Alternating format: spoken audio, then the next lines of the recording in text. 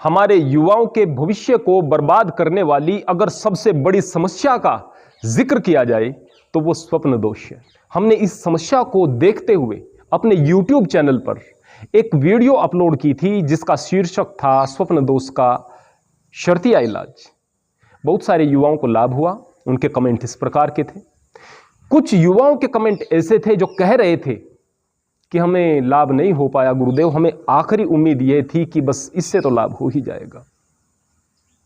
तो आइए हम समझें कि दवाई के बाद भी, उचित इलाज के बाद भी यह बीमारी कई बार ठीक क्यों नहीं हो पाती, और जब यह ठीक न हो पा रही हो उस समय क्या करें कि यह ठीक हो जाए। अब इस विषय पर आगे बढ़ने से पहले हमें यह जानना होगा कि आखिर यह स्वप्न दोष है क्या, यानी इसके होने की प्रक्रिया क्या है। आपको बुखार भी होता है ना, वो भी खामखा नहीं हो जाता। मच्छर ने काटा आपको, मलेरिया ने काटा, मलेरिया हो गया। डेंगू ने काटा, डेंगू हो गया। काटा तो मच्छर ने, बुखार से क्या संबंध। बुखार एक अलार्म है, आपके अंदर कोई विजातीय चीज प्रवेश कर चुकी है, इसका इलाज करो। आपकी आंतों में इंफेक्शन है, पेट में इंफेक्शन है, टाइफाइड आपको हो गया है, बुखार आपका बढ़ेगा, ताप आपका बढ़ेगा, यह इस बात का परिचायक है कि अब इलाज करो।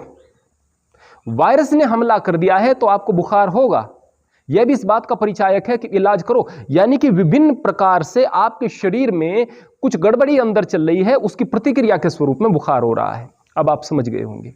शरीर में इतने सारे ऑटोमेटिक फंक्शंस एंड फीचर्स हैं, यदि आप उनको देखेंगे, सोचेंगे उनके बारे में तो आप आश्चर्य में चले जाएंगे। हमारी त्वचा में कितने सारे सेंसर्स हैं, जहां पर भी हाथ लगा दें वहीं पर पता चलेगा। न होंगे तो फिर हमें स्पर्श से इतनी सारी चीजों का ज्ञान होना है, कैसे होता। आप खाना खाते हैं तो सबसे पहले आपकी आंखें देखती हैं, अगर देखने में गंदा है, गड़बड़ लग रही है, नहीं खाएंगे आप। फिर आप नासिका के नजदीक लेकर आते हैं तो नाक उसको सूंघती है, कहीं बदबू तो नहीं। मुंह में डालते हैं तो जिह्वा उसको टेस्ट करती है, कहीं इसका स्वाद खराब तो नहीं हो रहा, तब आप उसको पेट में लेकर जाते हैं। कितने अच्छे सिस्टम हैं। आंख जैसी जटिल चीज, आप सोच सकते हैं किस प्रकार इसका निर्माण हुआ है, कैसे यह काम करती है। शरीर में हर एक चीज आपको सोचने पर मजबूर कर देगी, इसका एक एक सिस्टम। तो क्या स्वप्न दोष ऐसे ही आ जाएगा खामखा? नहीं। यह क्यों आता है और इसकी प्रक्रिया क्या है, आइए इसको समझें। सबसे पहले युवा जब हमारे नए नए जवान होते हैं तो दोस्तों के चक्कर में इन बुरी आदतों में पड़ते हैं, हस्तमैथुन इत्यादि की, या फिर गंदी चीजों को देखने की। अब दिमाग में वो गंदी चीजें चल रही हैं, यानी कि इच्छाएं दिमाग में बढ़ रही हैं, मैं ऐसा करूं। आपके शरीर के अंदर एक सिस्टम होता है, आपके मस्तिष्क का एक कार्य होता है जो आपकी बड़ी इच्छाएं हैं उनको मस्तिष्क पूरा करता है सपने में। स्वप्न के बारे में एक बात और प्रचलित है, स्वप्न के बारे में सारी चीजें अब तक कोई नहीं जान पाया है, लेकिन एक बात प्रचलित है कि जो आपकी प्रबल इच्छाएं हैं, जिसको आपको ऐसा लगता है कि ये मुझे मिलनी ही चाहिए, कहीं उनके ना मिलने से कुछ असंतुलन ना हो जाए, इसलिए आपका मस्तिष्क उन्हें सपने में पूरा कर लेता है। अब जब सपने में आप उस तरह की चीज करते हैं जिस तरह की सोच रहे थे, तो आपको स्वप्न दोष हो जाता है। यहां से स्वप्न दोष की शुरुआत होती है, यानी शरीर की यह अपने आप को रिपेयर करने की एक प्रक्रिया होती है। लेकिन चूंकि आपने बुरी आदतों में अपने शरीर का विनाश कर लिया होता है, आपने अपनी बहुत सारी धातु को बर्बाद कर लिया होता है, सातवीं धातु, अमूल्य धातु को बर्बाद कर लिया होता है, तो शरीर कमजोर हो रहा होता है, आपका वीर्य पतला हो रहा होता है, ऊपर से यह रोग लग जाता है। क्योंकि जब मस्तिष्क ने आपके शरीर को यह सॉल्यूशन दिया, अब बार बार यह सॉल्यूशन देगा, क्योंकि इससे आपके मस्तिष्क में प्रफुल्लता आ रही है, प्लेजर हार्मोन्स जो हैं वो रिलीज हो रहे हैं, आप संतुलन में आ रहे हैं। इसलिए आपकी उस निराशा को, उस फ्रस्ट्रेशन को जो कि आपको हो रही थी अभाव के कारण, उसको पूरा करने के लिए मस्तिष्क में ये चीजें हो रही हैं। आप गलत चीजों को देखकर अगर हस्तमैथुन इत्यादि करते हैं, उससे भी आपकी फ्रस्ट्रेशन पूरे तरीके से नहीं निकलती, फिर भी आपकी कुछ इच्छाएं होती हैं। जो लोग कहते हैं इससे आपकी फ्रस्ट्रेशन निकल जाएगी, वो बिल्कुल गलत कह रहे हैं। अगर वो निकल जाती होती तो स्वप्न दोष बिल्कुल ना होता। स्वप्न दोष का मतलब ही यही है कि कुछ चीजें शेष थी जिनको मस्तिष्क पूरा कर रहा है। बात पकड़ में आ गई हो तो चीजों को आगे लेकर के बढ़ें। अब चूंकि शरीर कमजोर हो रहा होता है, हालत खराब हो रही होती है और आपको ऊपर से यह रोग लग गया, तो उस समय आपको नफरत होने लगती है उन कामों से जो आपने किए हैं। अब आप ब्रह्मचर्य की अवधारणा को लेकर आगे बढ़ते हैं। अब आप सोचते हैं कि मैं ब्रह्मचारी रहूंगा। अब आप अपनी आंखों को शुद्ध कर लेते हैं, मन को शुद्ध कर लेते हैं, विचारों को शुद्ध कर लेते हैं, लेकिन उसके बाद भी कहीं ना कहीं अंतस में, गहराई में कुछ चीजें बची रहती हैं, कुछ दुर्भाव बचे रहते हैं जिनको पूरा करने के लिए आपका मस्तिष्क फिर से वही कार्य करता है, स्वप्न दोष होता है, आप निराशा में जाते हैं। आप यदि संयम की बात कर रहे हैं, आपने लड़की की तरफ नहीं देखा, लड़की है तो लड़के की तरफ नहीं देखा, आप पूरे तरीके से अपने आप को संयम में लेकर के चल रहे हैं, आपने मस्तिष्क में कोई गलत बात नहीं सोची, आपने उस इंद्रिय विशेष से जुड़ी हुई समस्त संयम की बातों का पालन कर लिया। अब सोचेंगे कि ब्रह्मचर्य का पालन हो जाए। नहीं, ब्रह्मचर्य का मतलब होता है, बहुत विस्तृत मतलब होता है, लेकिन जब यहाँ संयम की बात आती है तो सारी इंद्रियों का संयम होता है। वाणी का, जिह्वा का संयम, आंखों का, कानों का संयम, नाक का संयम। अगर आप चटोरे हैं, चीजें वो खा रहे हैं जो कि आपके लिए बेहतर नहीं, वाणी वो बोल रहे हैं जो नहीं बोलनी चाहिए, आंखें उन चीजों को कहीं ना कहीं देख रही हैं जो नहीं देखनी चाहिए, कान उन चीजों को सुन रहे हैं जो कहीं ना कहीं नहीं सुनने चाहिए। आप एक इंद्रिय को अगर रोक कर रखोगे तो कहीं ना कहीं उसकी गिरफ्त में फिर से आ जाओगे, जिस बुरी आदत को छोड़कर आप आगे बढ़ना चाहते हैं, या फिर मन के किसी कोने में पड़ी रहेगी, फिर स्वप्न दोष होगा और आप सोचेंगे कि मैं तो नियंत्रण कर रहा था। आपने 10 चीजों पर नियंत्रण कर लिया, लेकिन आपका वीर्य पतला इतना ज्यादा हो चुका है कि जरा सा कामुक विचार मस्तिष्क में आया, इतना भी आया कि यार स्वप्न दोष न हो जाए, न हो जाए, यानी दिमाग में स्वप्न दोष घूम रहा है, यानी छूट ही नहीं पा रहे आप उससे। एक व्यक्ति ने कहा कि मैं आपको एक पत्थर देता हूं, इस पत्थर से जब आप लोहे को स्पर्श करोगे तो ये सोना बन जाएगा। बोले कि बड़ी खुशी की बात है। लेकर जाने लगा, बोले कि ध्यान रखना इस पत्थर पर सोने को रगड़ते वक्त बंदर का ख्याल ना आ जाए, अगर आ गया तो नहीं बनेगा। अब वो जैसे ही पत्थर पर उस लोहे को रगड़ने को चलता तो दिमाग में ये तो आ ही जाता कि भाई बंदर का ख्याल ना आ जाए तो नहीं बनेगा। इतना कहने भर से बंदर का ख्याल तो आ गया। अब वो इस बात को भी दोष नहीं दे सकता था जिसने पत्थर दिया था कि भैया आपने गलत पत्थर दिया, क्योंकि वो बंदर का ख्याल आ चुका था। तो वास्तव में इसी तरह की बात होती है। हम यह भी सोच रहे होते हैं स्वप्न दोष न हो जाए, न हो जाए, न हो जाए, तो दिमाग उस स्वप्न दोष के आसपास घूम रहा होता है, एग्जिस्टेंस में हमारे वो स्वप्न दोष रहता है, पूरे तरीके से अस्तित्व में हमारे स्वप्न दोष छाया रहता है। तो फिर वो स्वप्न दोष रात्रि में आपको हो जाता है। ऊपर से आप निराश हो गए, निराश हो गए तो दुखी हो गए। समझना एक कैसे कुचक्र में आप फंस रहे हैं। निराश हो गए, निराश क्यों हो गए? कई प्रकार के इस प्रकार के आपको मिलेंगे ब्रह्मचर्य के प्रणेता। अरे नौजवानों, नाश कर लिया, कति कति नाश कर लिया, पता नहीं किस किस तरह की बात करते रहते हैं। इतने आपको डिमोलाइज कर देंगे, इतना आपको निराशा से भर देंगे, बस आपके पास कुछ नहीं बचा, आपने ये कर लिया, वो कर लिया, इतना बड़ा पाप कर लिया, वो। अरे भाई बच्चे हैं, ये पहले से ही परेशान है। निराशा किसी चीज का समाधान नहीं है। आप निराश होते चले जाते हैं। जहां पर सोचते हैं कि ये मार्गदर्शक है, आप उन्हें सुनते हैं, सोचते हैं कि पहले मिल गए होते तो ऐसा ना करते। अरे भाई पहले भी मिलते तो भी ये नकारात्मक आदमी है, कोई बहुत बड़ा आपका भला नहीं कर सकते थे। नकारात्मकता कोई रास्ता नहीं होता। चीजों को समझो। आप आत्मग्लानि से भरे रहते हो, निराशा से भरे रहते हो, आपको कोई खुशी नहीं दे रही होती, कोई प्रसन्नता की बात प्रसन्नता नहीं दे रही होती। आपको अपना भविष्य अंधकार में नजर आता है, आपको ऐसा लगता है मेरा विनाश हो जाएगा।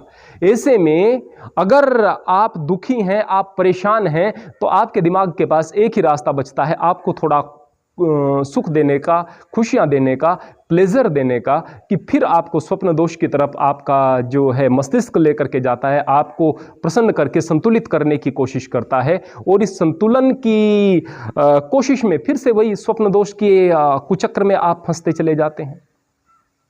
यानी इस बात में शक नहीं है कि आप लोग अपनी निराशा से इस दलदल में और ज्यादा धंसे हो और धंसते चले गए हो।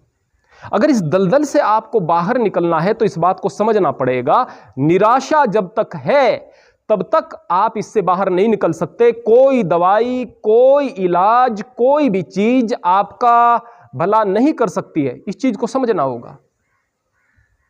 अगर आप ऐसा समझ गए और आपने अपने आप को व्यस्त रखने का प्रयास किया, आपने प्रयास किया कि मैं आज के बाद अपने आप को ठीक रखने के लिए अपने आप को प्रसन्न रखूंगा, तो क्या आप अपने आप को प्रसन्न रख पाओगे?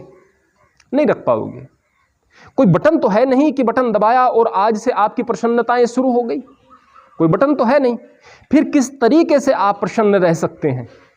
जाहिर सी बात है भाई, हम बार बार कहते हैं, सबसे पहले आपको चीजों को समझना होगा, सबसे पहले चीजों को जानना होगा, फिर आपको सही दिशा में प्रयास करना होगा। चीजों को यदि आपको जानना है, मैं पहले भी आपको बता चुका हूं कि आप अवचेतन मन की शक्ति, आपके अवचेतन मन की शक्ति, इस किताब को पढ़ें, डॉक्टर जोसेफ मर्फी की लिखी हुई है। हिंदी में इसका वर्जन आता है, अंग्रेजी में आता है पावर ऑफ सबकॉन्शियस माइंड, लेकिन हिंदी में आपके अवचेतन मन की शक्ति, इस किताब को आप पढ़ें। आपको पता चलेगा कि आपके विचार किस तरह से नियंत्रित करते हैं आपको। जब आप इस बात को समझ रहे होंगे, उसको जीवन में धारण कर रहे होंगे, तो फिर एक और मेरी आप सलाह अपने जीवन में धारण कर लें, और वो आपको निश्चित रूप से इस रोग से बचा देगी। जो हमने पहले इलाज बताए थे, उन इलाजों को तो जरूर कीजिएगा, लेकिन अपने जीवन के लिए एक लक्ष्य को निर्धारित कीजिएगा। आप ये तो सोच ही रहे थे कि मैं आत्महत्या कर लूं, आप ये तो सोच ही रहे थे कि मैं जीवन का अंत कर लूं। आप ये मान लीजिएगा कि मेरे जीवन का अंत हो चुका है, अब मुझे अपने जीवन को किसी बड़े लक्ष्य के लिए समर्पित कर देना है। इस बात को आप सोच लीजिएगा, बड़ा लक्ष्य ऐसा जो कि अब आपका पूरा 100% मांगता हो, जहां पर आप उन लोगों से ज्यादा मेहनत करने के लिए सज्ज हों जिन लोगों ने बड़े मुकाम को हासिल किया है, जिन लोगों ने दिन रात को नहीं देखा है, जिन्होंने समय को इस तरह से यूटिलाइज किया है कि भाई काम कर रहे हैं, पढ़ने का समय नहीं, अब जो रिक्शा से इधर उधर जा रहे हैं तो पढ़ रहे हैं बैठ करके, समय खराब ना हो जाए, जिनके पास समय का नितांत अभाव सदैव रहता है। इस प्रकार के लोगों का आप अनुसरण करें, उन्हें अपना आदर्श बनाएं, उनकी जीवनियां पढ़ें, उनके चित्र लगाएं, उनका जैसा बनने का प्रयास करें, उनसे भी बेहतर, उनसे भी आगे जाने का आप संकल्प लें।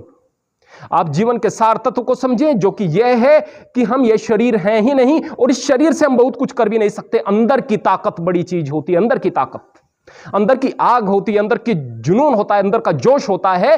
तो एक कमजोर योद्धा भी, जहां पर शरीर से ही लड़ाई होती है, युद्ध में बड़ा अच्छा प्रदर्शन, वीरता के बड़े बड़े पुरस्कार ले सकता है। इस तरह की चीजें होती हैं। और बड़ा तगड़ा सा आदमी अगर आत्मबल कमजोर है तो बहुत कुछ नहीं कर सकता। कायरता में वो हर वक्त नफरत के लायक बन जाता है, लोगों के धिक्कार को सहन करता है। तो जो अंदर की ताकत है वो महत्वपूर्ण है। उस अंदर की ताकत को आप लोगों को बरकरार रखना है, बनाकर रखना है, और वो केवल तब बन करके रह सकती है जबकि आपके पास एक बड़ा लक्ष्य होगा और आप इस बात को समझ रहे होंगे कि आप इस कुचक्र से नहीं निकल सकते। किस कुचक्र से? जो स्वप्न दोष के, जो धातु रोग के, जो विभिन्न प्रकार के आपको रोग लग गए हैं, इन्हीं के बारे में सोचते रहोगे तो यही चीज आपके साथ में चिपकी हुई रहेंगी। फिर ये जीर्ण रोग बन जाएंगी। आपका छोटा सा रोग भी जीर्ण रोग बन जाता है। किसी के पेट में इंफेक्शन हुआ, जल्दी से आपने ठीक कर लिया तो कर लिया, लापरवाही आपसे हो गई है, अब आपको 1 महीना 2 महीने 3 महीने बीत गए हैं, अब आपके मस्तिष्क ने इस बात को स्वीकार कर लिया है कि भाई जैसा चल रहा है वैसा ही ठीक है, अब ये रोग जीर्ण रोग हो गया है। आपका शरीर अभी से ठीक नहीं कर पाएगा, आपकी दवाइयां ठीक नहीं कर पाएंगी। शरीर इसलिए नहीं कर पाएगा, शरीर ने स्वीकार कर लिया। दवाइयां इसलिए नहीं कर पाएंगी कि दवाइयां तो सहायता करती हैं। जब शरीर ठीक कर रहा होता है तो दवाइयां तो सहायता करती हैं। शरीर ने स्वीकार कर लिया, आप दवाइयां कैसे ठीक करेंगी? जब तक आपका ध्यान उधर से हट करके किसी बेहतर लक्ष्य में नहीं लग जाएगा, आप उत्साह की तरफ नहीं जाएंगे, तो आप संपूर्णता की तरफ नहीं जाएंगे, और संपूर्णता की तरफ नहीं जाएंगे तो शरीर संपूर्ण रूपेण आपका सही तरीके से काम नहीं कर पाएगा। आप इसी कुचक्र और इसी दलदल में फंसे रहेंगे।